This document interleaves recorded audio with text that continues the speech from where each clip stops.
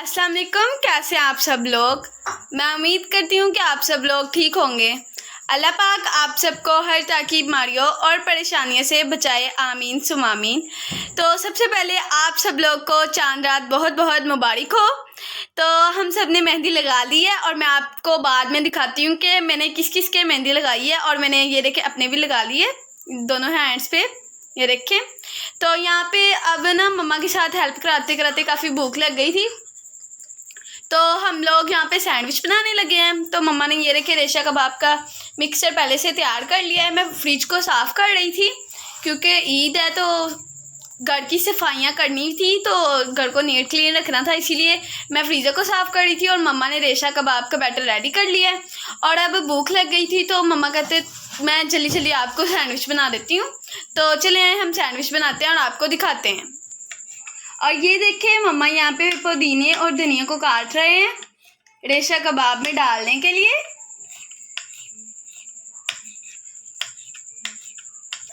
और ये देखें यहाँ पे मम्मा प्याज चॉप कर रहे हैं और पुदीना और धनिया को मम्मा ने चॉप कर लिया है। अब हम इन दोनों चीज़ों को रेशा कबाब में ऐड कर देंगे।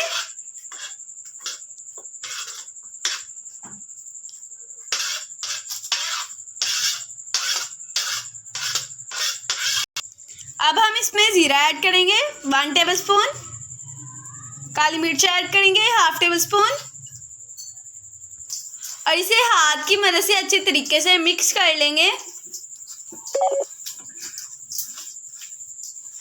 नमक मम्मा को थोड़ा सा कम लगा है, इसीलिए मम्मा ने नमक डाल दिया इसमें थोड़ा सा और अब मम्मा इसको फिर से अच्छे तरीके से हैंड की मदद से मिक्स करेंगे।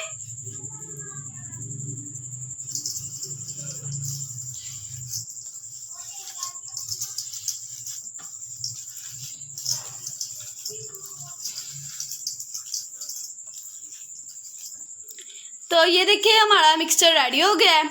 और बहुत से लोग इसमें ना अंडा ऐड करते हैं, लेकिन हम लोग को नहीं पसंद, तो हम इसमें नहीं ऐड करेंगे, हम सैंडविच में ऐड कर लेंगे। तो चलिए मम्मा आपको रेशा कबाब की टिक्कियाँ बनाना सिखाते हैं। और ये देखिए मम्मा कबाब बना रहे हैं। आप अपने पसंद के कोई भी शेप दे सकते हैं जैसी आपको पसंद हो। हमें ज़्यादातर गोल पसंद है तो हम ज़्यादातर गोल ही शेप देते हैं इसे। तो आप सब बताइएगा कि आप अपनी चांद रात को कैसे एंजॉय करते हैं कमेंट्स बॉक्स में। हमें तो हर चांद रात में बहुत ज़्यादा मज़ा आता है और हम सब लोग मिलके बहुत हल्ला गुल्ला भी करते हैं, मेहंदी लगाते हैं और बाहर भी जाते हैं, कटिंग वगैरह कराते हैं। और आप लोग मुझे ज़रूर बताइएगा कि आप लोगों की चांद रात कैसी होती है, कैसी गुजरती है। तो ये देखिए मम्मा ने एक कबाब रेडी कर लिए और इसी तरीके से मम्मा सारे कबाब रेडी कर लेंगे। और ये देखें मम्मा ने हाफ मिक्सचर के रेशा कबाब रेडी कर लिए और बाकी का जो सा मिक्सचर है उसको हम एक एयर टाइट बॉक्स में फ्रीज करके रख लेंगे, क्योंकि मम्मा को हम जलील करते रहेंगे, सताते रहेंगे, कुछ ना कुछ बनाते रहेंगे, तो हम उसमें ये क्या नाम है इस्तेमाल कर लेंगे। तो ये देखिए मम्मा एयर टाइट बॉक्स में इसे डाल के और रख लेंगे फ्रीज़र में। आप इसको 1 वीक से 2 वीक तक के लिए स्टोर कर सकते हैं अगर आपका प्याज इसमें ज़्यादा ना हो। अगर आपका प्याज इसमें ज़्यादा होगा तो आप सिर्फ 1 वीक के लिए इसे स्टोर कर सकते हैं।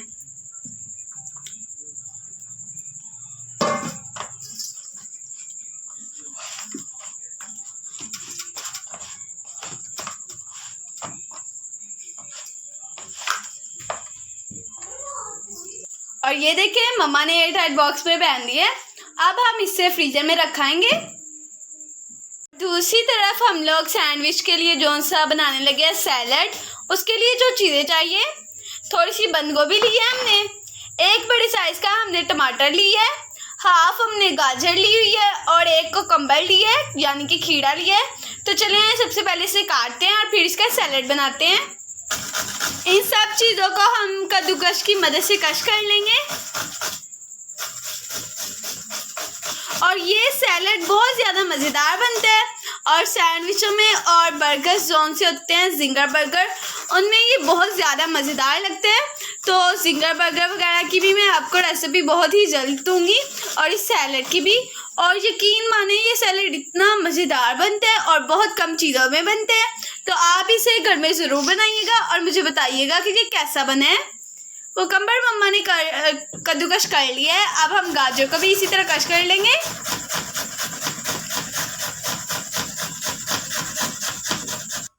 اور یہ دیکھیں مما نے سب چیزوں کو کش کر لیا ہے، اب ہم اسے ایک باؤل میں نکال لیں گے۔ مما نے ایک باؤل لے لیا ہے، اب ہم اس میں مایونیز ایڈ کریں گے۔ ہم نے نیشنل والوں کی گارلک والی مایونیز لی ہے، آپ کوئی بھی لے سکتے ہیں۔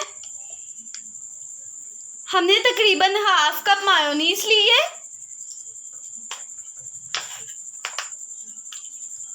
اور اب یہاں پہ مما اس میں کیچپ ایڈ کر رہے ہیں، اور یہ ہم نے شنگریلا والوں کا چلی سوس لیا ہے، آپ کوئی بھی لے سکتے ہیں، چلی گارلک سوس، اور یہ ہم نے فرسٹ ٹائم ٹرائی کیا ہے اور یقین مانیں یہ بہت ہی زیادہ اچھا ہے، آپ بھی یہ ضرور ٹرائی کیجیے گا۔ اب ہم اسے اچھے طریقے سے مکس کر لیں گے، اور ہم پہلے اس کی سمپل جون سی کیچپ ہوتی ہے وہ استعمال کرتے تھے، لیکن اب ہم چلی گارلک سوس استعمال کرتے ہیں کیونکہ اس کا ٹیسٹ بھی بہت اچھا ہے۔ اور یہ دیکھیں مما نے مکس کر لیا ہے، اب ہم اس میں ویجیٹیبلز ایڈ کر دیں گے جون سے ہم نے کش کی ہوئی تھی۔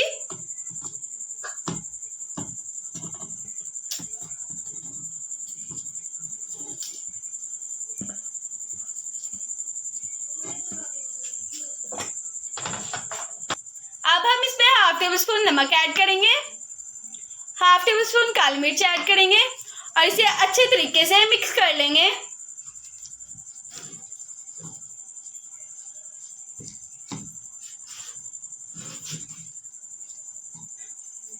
اور یہ دیکھیں ہمارا جو سیلڈ وہ ریڈی ہو چکا ہے، اور اب ہم دوسری طرف اپنے ریشہ کباب کو فرائی کر لیں گے۔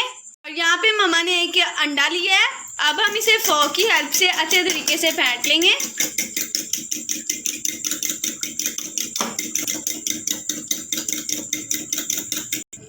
پین مما نے چولہے پہ چڑھا دیا ہے، اب ہم اس میں آئل ایڈ کریں گے۔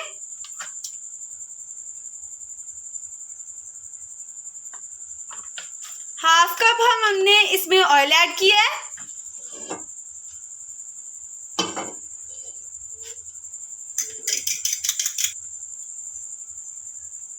اور اب ہم کباب کو انڈے میں ڈپ کر کے فرائی کر لیں گے اچھے طریقے سے۔ یہ دیکھیں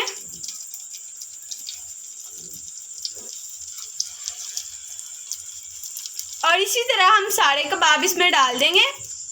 سارے کباب مما نے اس میں ڈال دیے ہیں، اور ہم کو نا جو سا ریشہ کباب کے مکسر میں انڈا ڈالنا بالکل پسند نہیں ہے کیونکہ اس کی بہت زیادہ اسمیل آتی ہے، اسی لیے تو ہم اوپر لگا کے اسے فرائی کر لیتے ہیں، اور اس سے ہمارے ریشہ کباب کی لک بھی بہت اچھی آتی ہے۔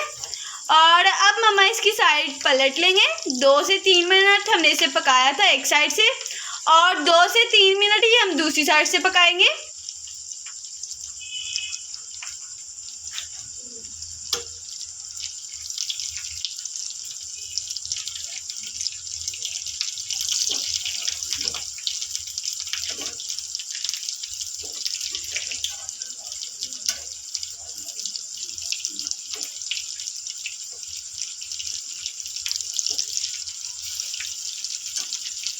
اور دیکھیں ماشاءاللہ سے ہمارے کباب کی کتنی اچھی لک آ رہی ہے، یہ دیکھیں۔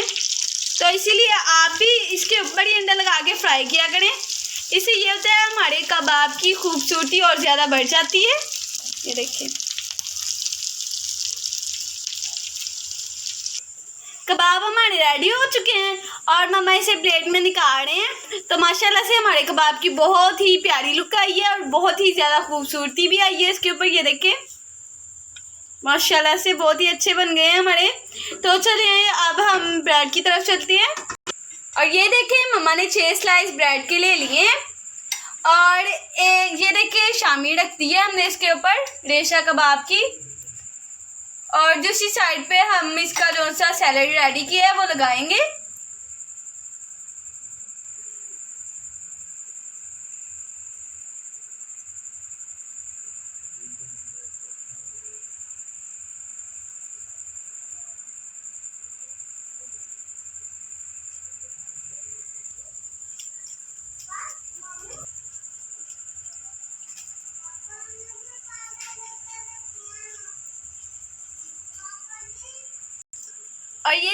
मम्मा ने एक स्लाइस पे सैलेड लगा लिया है और दूसरी स्लाइस पे मम्मा ने शामी कबाब लगा लिए है।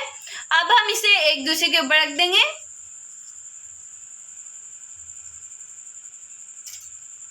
और एक स्लाइस इसके ऊपर लगा देंगे सिंपल स्लाइसों से। और ये जो सा सैंडविच मैंने आपको बनाना सिखा दिया है, यानी कि मम्मा ने आपको बनाना सिखा दिया है, वो आप बहुत ही इजीली घर पे बना सकते हैं और यकीन माने ये बाज़ार से भी ज़्यादा मज़ेदार बनेंगे। और बाज़ार में ये बहुत ज़्यादा महंगे मिलते हैं, लेकिन हम घर में आसानी से आराम से बहुत ही कम पैसों में बना सकते हैं और सब लोग भी खा सकते हैं। तो इसीलिए ये रेसिपी आप घर में ट्राई कीजिएगा और मुझे बताइएगा कि कैसी बनी है। अब हम इसे बीच में काट लेंगे और ये देखिए मम्मा काट रहे हैं। और आप इसके किनारे काट भी सकते हैं, लेकिन हम लोग नहीं काटेंगे इसके किनारे।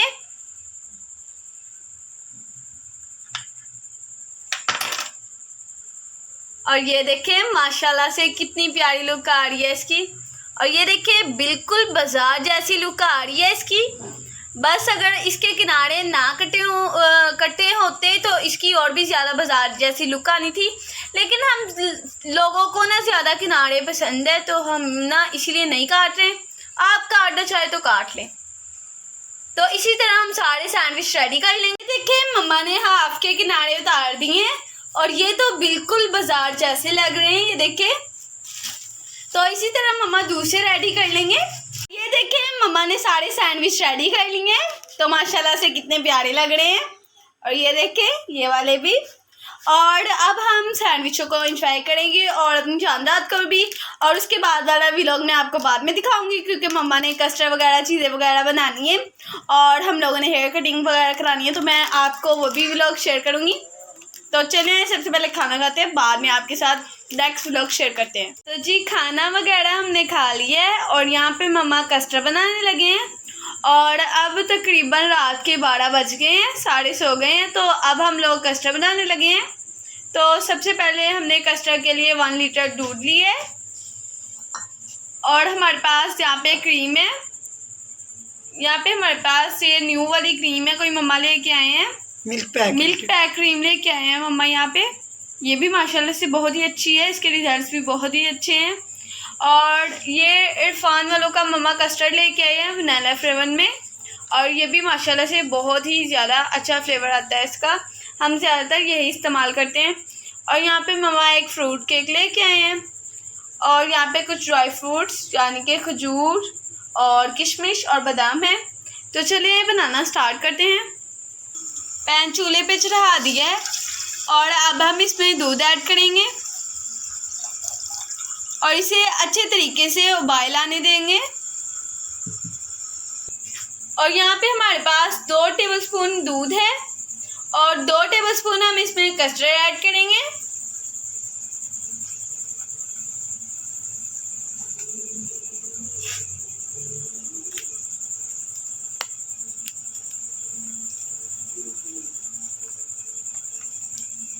और इसे अच्छे तरीके से मिक्स करेंगे।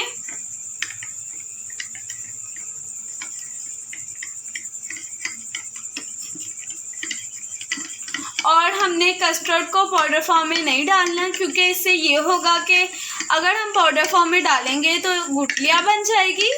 तो हम कस्टर्ड को 2 टेबलस्पून मिल्क में ऐड करके अच्छे तरीके से मिक्स करके फिर ही डालेंगे।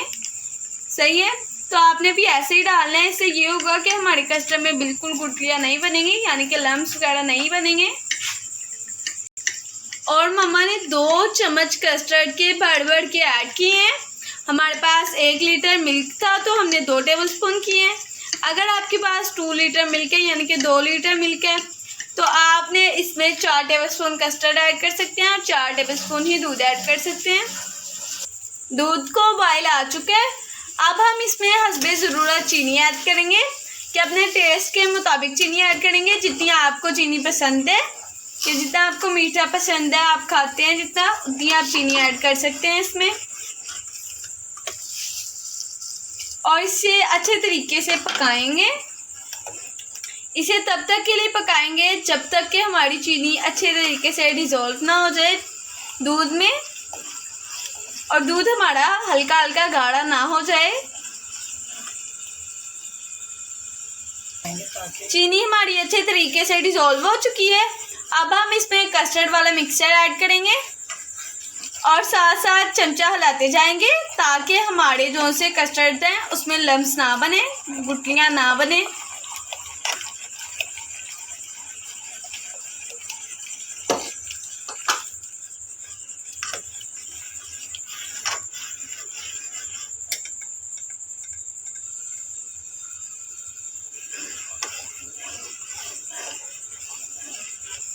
और ये देखें माशाल्लाह से हमारा कस्टर्ड अच्छे तरीके से गाढ़ा हो चुका है।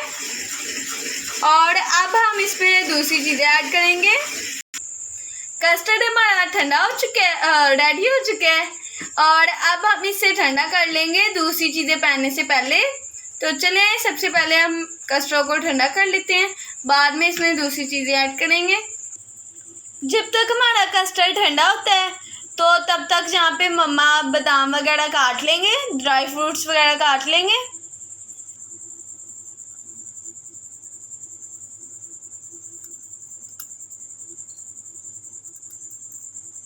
और ये देखिए यहाँ पे मैं बादाम को काट रही हूँ। तो मम्मा ने कहा है कि तुम काटो, मैं वीडियो बनाती हूँ। तो ये देखिए लंबे लंबे करके मैं इसे काट लूँगी क्योंकि ये बहुत अच्छे लगते हैं ऐसे काटे तो।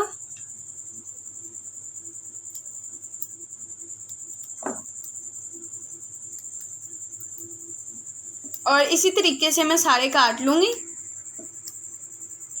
और ये देखिए दोनों चीज़ों का मैंने लंबा लंबा काट लिया है और मेवे को भी अच्छे तरीके से वॉश कर लिया है।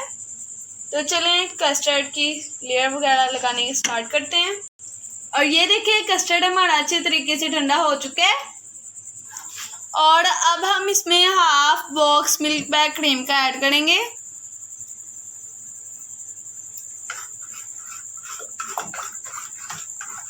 और इसे अच्छे तरीके से मिक्स कर लेंगे।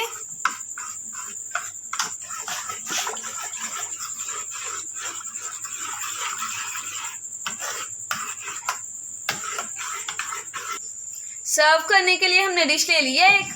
अब हम इसमें केक की लेयर लगाएंगे।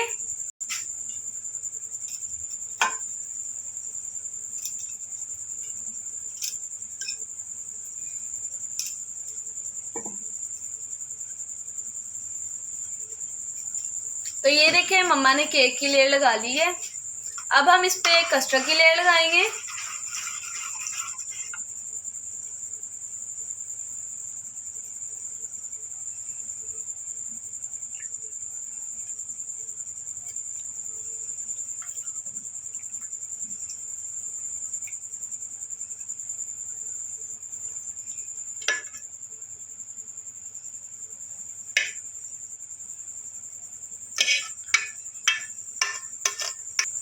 कस्टर्ड की लेयर हमने लगा दी है। अब हम इस पर ड्राई फ्रूट ऐड करेंगे। सबसे पहले किशमिश ऐड करेंगे। आप अपने पसंद के कोई भी ड्राई फ्रूट ले सकते हैं। और ये कस्टर्ड केक वाला जो सा मुझे बहुत ज़्यादा पसंद है, इसीलिए मम्मा को मैंने कहा कि मम्मा आप शीर खुरमा के बजाय कस्टर्ड बना लें क्योंकि ये मुझे बहुत ज़्यादा पसंद है। और अगर आप चाहते हैं कि मम्मा आपको ड्राई फ्रूट के अलावा फ्रेश फ्रूट का कस्टर्ड बनाना सिखाएं तो वो भी मम्मा इंशाल्लाह आपको बहुत जल्दी बनाना सिखाएंगे। और मुझे कमेंट्स बॉक्स में बताइएगा कि किस किस को कस्टर्ड पसंद है। और ये देखें मम्मा ने किशमिश ऐड कर दी है।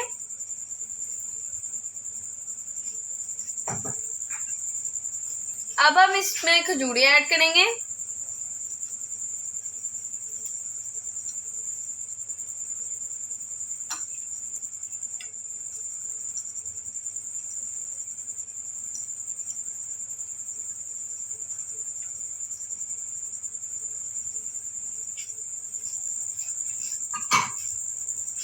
बादाम ऐड करेंगे।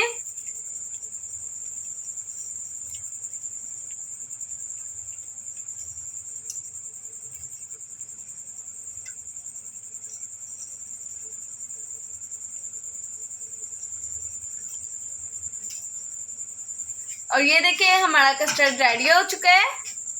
अब हम इसे रैप कर देंगे प्लास्टिक रैप की मदद से।